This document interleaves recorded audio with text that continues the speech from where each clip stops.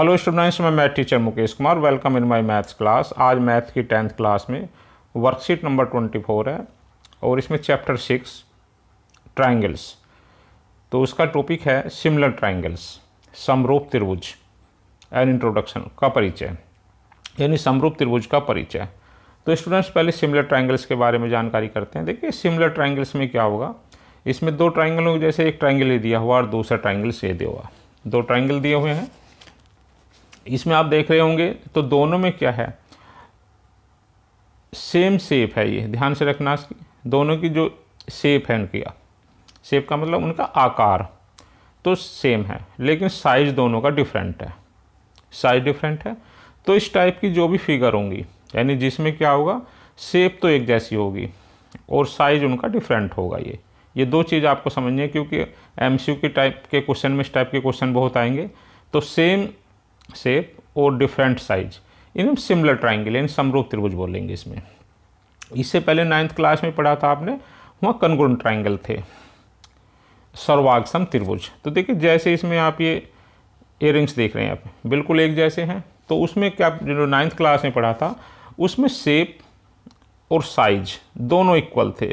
Shape और size यानी कि आकार और ये माप, ये अच्छी तरह से रखना। ये माप जब इक्वल होते हैं, दोनों एक जैसे होते हैं, एग्जैक्ट एक जैसे होंगे, तो उनसे कनग्रुएंट ट्राइंगल या सर्वाग्रसम त्रिभुज बोलते हैं इसे। और जब शेप तो एक जैसे हों और साइज जो डिफरेंट होगा तो अब सिमिलर ट्राइंगल। तो हम यहाँ से सिमिलर ट्राइंगल करेंगे और इन दोनों में यहाँ कंपैरिजन भी करके दिखाया कि कौन कौन सी चीज़ कैसी होती है। तो आपको समझ में आ गया होगा। ये जो आप ये 9th क्लास में पढ़े, एक जैसी हैं बिल्कुल, शेप भी और साइज भी, तो इन्हें कनग्रुएंट ट्राइंगल। और जैसे ये बुक के हैं, पेज हैं, एक ये है दूसरा एक है, साइज यानी शेप और साइज इक्वल है, तो इनको भी हम कनग्रुएंट सर्वाग्रसम त्रिभुज बोलेंगे। लेकिन ये अब यहाँ इन्हें हम नहीं करेंगे, 9th क्लास में थे तो ये समझने के लिए, कंपेरिजन करने के लिए। तो यहाँ पर जो आपका इसमें होगा ये सिमिलर ट्राइंगल्स होगा। तो आपको ध्यान से देखना है, इसमें तो शेप तो दोनों का एक जैसा होगा और साइज छोटा बड़ा हो सकता है। तो जैसे ट्राइंगल है, इसके 3 एंगल्स हैं ये, तो ए बी सी। ऐसे इसमें डी ई एफ है, तो देखिए ए डी के इक्वल है एंगल, जो ए और डी एंगल इक्वल है। और ऐसी बी और ई इक्वल है, सी और एफ इक्वल है, तीनों के एंगल इक्वल हैं। तो इसमें क्या होगा कि जो इसके इन्हें बोलते हैं कोरस्पॉन्डिंग एंगल, जैसे ए का बिल्कुल जैसा एंगल दूसरा इसमें डी है, तो ए और डी कोरस्पॉन्डिंग इक्वल हो गए। ऐसी जो है दूसरा जो है बी और ई, ये कोरस्पॉन्डिंग एंगल हो गए, और सी और एफ ये कोरस्पॉन्डिंग एंगल। तो इसमें क्या होगा, इसकी प्रॉपर्टी में कोरस्पॉन्डिंग एंगल्स आर इक्वल, यानी कि संगत कोण जो बराबर होते हैं। एमसीक्यू टाइप के क्वेश्चन में जरूर याद रखना, वहाँ टाइप की उसमें पूछा जाएगा कि सिमिलर ट्राइंगल्स में एंगल्स कैसे होते, कोरस्पॉन्डिंग एंगल्स कैसे होते हैं, संगत कोण कैसे होते हैं, तो आप उसे बताओ कि बराबर होते हैं। अब फिर दूसरी बात इसकी साइड है, तो जो साइड है, जैसे कोरस्पॉन्डिंग साइड ए बी जैसी साइड इसमें मान ली ये है इसमें, तो इनकी जो साइज होती हैं, इनकी जो साइड होती हैं, इसमें उसका रेशो इक्वल होता है। तो ये साइड का जो रेशो होगा, रेशो ये इस तरह से ए बी अपॉन डी, या इस तरह से ये साइड का रेशो इक्वल होगा। तो इस टाइप के जो आप इसमें ये कन्ग्रुएंट हो गए। तो जैसे ट्राइंगल्स के बारे में इन्होंने बताया कि ट्राइंगल्स में कैसे होगा, तो ये ट्राइंगल्स में किससे बता, थ्री ये क्लोज फिगर है। क्लोज का मतलब 3 साइड से इस तरह से बंद होता है, इसे क्लोज फिगर बोलते हैं इस तरह से। तो हैविंग 3 साइड्स और 3 एंगल्स, तो टू ट्राइंगल्स को कन्ग्रुएंट कब कहेंगे, समरूप कब कहेंगे, if all their corresponding sides and corresponding angles are equal. तो जैसे इसमें दिखा दे कि इसके जो है कोरस्पॉन्डिंग जो है ये इस तरह से, ये कोरस्पॉन्डिंग ए और डी आप देख सकते हैं। इसमें एक angle A angle equal to angle D, और angle B equal to angle E, और सी इक्वल टू एफ। तो इस तरह से जो है, अब ये थे कन्ग्रुएंट में। तो देखिए ये तो दोनों सिमिलर में आप पता चल गए कि एंगल तो दोनों में इक्वल होते हैं। अब ये थोड़ा डिफरेंस है, कन्ग्रुएंट में चीज़ होती है बिल्कुल एक जैसी, जो फिगर्स होते हैं एक जैसी होती है, जैसे दोनों हमारे हाथ होते हैं, आँखें होती हैं, दोनों हमारी एक जैसी होती हैं बिल्कुल। तो शेप भी और साइज इक्वल होता है। तो जब ऐसी जो ट्राइंगल्स हैं, जब ये ट्राइंगल्स बिल्कुल इक्वल होगा, साइज भी इक्वल होगा, तो इनकी साइड का जो रेशो होगा इक्वल होगा।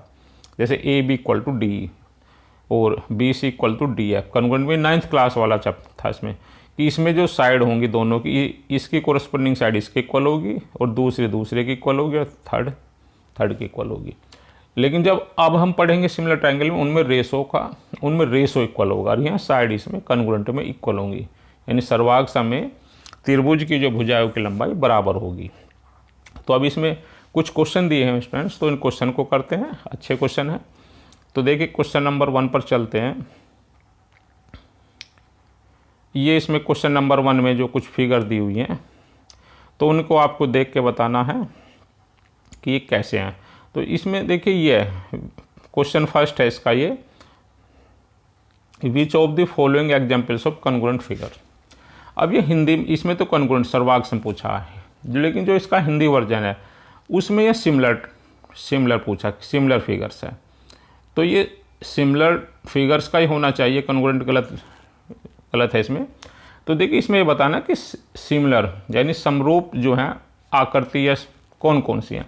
तो देखिए ये बिल्कुल सिमिलर हैं सब, ये इस तरह से। ये भाई क्या है इनका जो शेप है वो तो इक्वल है, लेकिन साइज डिफरेंट है।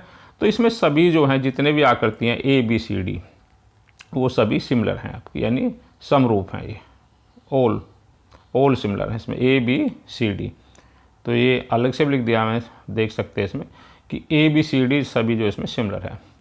लेकिन कॉन्ग्रुएंट में बनता है तो इसमें अगर सिर्फ इसके अकॉर्डिंग देखा जाए तो कॉन्ग्रुएंट में बस ज़्यादा से ज़्यादा क्या होता है, फर्स्ट एक बन सकता है, इसमें A बन सकता है।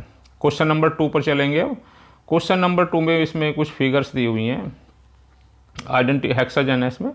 तो जिसमें देखिए साइड हैं सिमिलर है, कौन सा जो है identify similar hexagon of the following. ABCD दिया हुआ है, तो इसमें देखिए जो सिमिलर होगा, तो सिमिलर में A का तो कोई है ही नहीं, इसमें B इसका भी जैसी साइड नहीं है, तो ये दोनों साइड है, देखिए हेक्सागन है ये। तो एक इनके दोनों के शेप इक्वल है और साइड लेकिन डिफरेंट है। तो आपका जो ये आंसर जो C और D वाला जो है आंसर हो जाएगा इसका। तो सेकंड का आंसर होगा C एंड D। अब थर्ड में देखिए इन द गिवन फिगर, इसमें ABC ट्रायंगल दिया हुआ है और दूसरा DEF दिया। ABC और PQR सिमिलर हैं, तो ये दोनों सिमिलर गिवन है, तो इनका इसका मतलब साइड का जो रेशो होगा इक्वल होगा इसमें।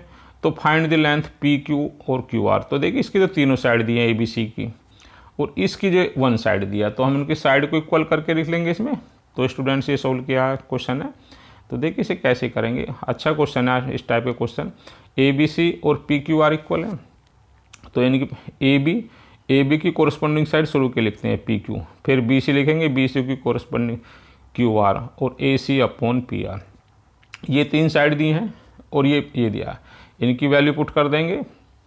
अब देखिए ये रेशो इक्वल हैं सब, ये जो 12/2 सोल्व करके 2/3 आ जाएगा।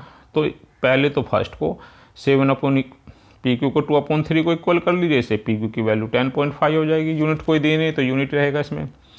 फिर सेकंड वाले को 10/PQ इक्वल 2/3, इससे QR की वैल्यू 15 आएगी।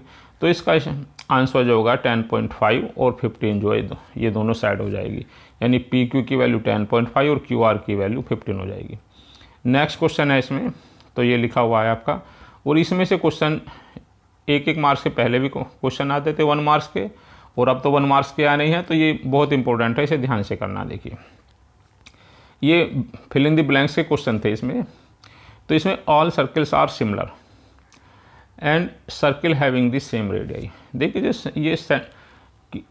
ये सर्कल है और इसकी जो रेडिया जितने से भी आप इसे बनाओगे ये सबके इक्वल है। मान ले एक इक्वल रेडियाई का, जैसे इसे 4 सेंटीमीटर, ये 4 सेंटीमीटर, तो ये तो कैसे होंगे, सब कॉन्ग्रुएंट होंगे भाई, बिल्कुल एक जैसे होंगे, शेप और साइज इक्वल होंगे, यानी ये सर्वांग सम होंगे।